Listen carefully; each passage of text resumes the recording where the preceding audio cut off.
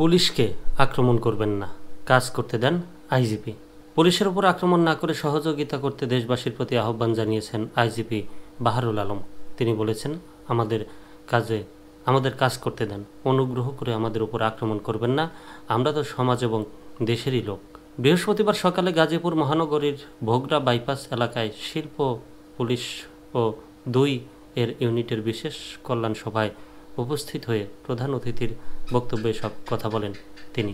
পুলিশকে সহায়তার আহ্বান জানিয়ে বাহারুল আলম বলেন, পুলিশকে প্রতিপক্ষ ভাববেন না, পুলিশের প্রতি আক্রমণ করবেন না, আইন ও সংবিধানের প্রতি সম্মান প্রদর্শন করুন, দেশ গঠনে আমাদেরকে দেশের সেবা করার সুযোগ দিন।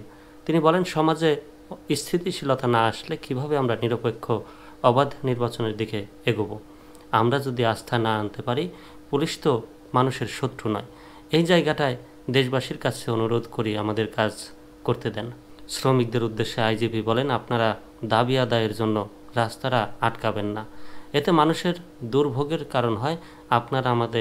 আপনারা তাদের বছরে এমন একটা উৎসব আয়োজনের বিঘ্ন হয়ে দাঁড়াবেন না। এ ধরনের কার্যকলাপ যে করবেন তাদের বিরুদ্ধে কঠোর পদক্ষেপ নেব।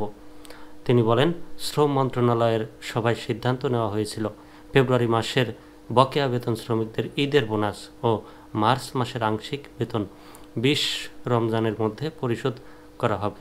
আমরা শ্রমিক ভাই বোনদের আশ্বস্ত করতে চাই, তাদের ন্যায্য পাওনা তাদের জন্য সব পক্ষের সঙ্গে আলোচনায় আসছি এবং আপনাদের পাশে আমরা সবসময় থাকব।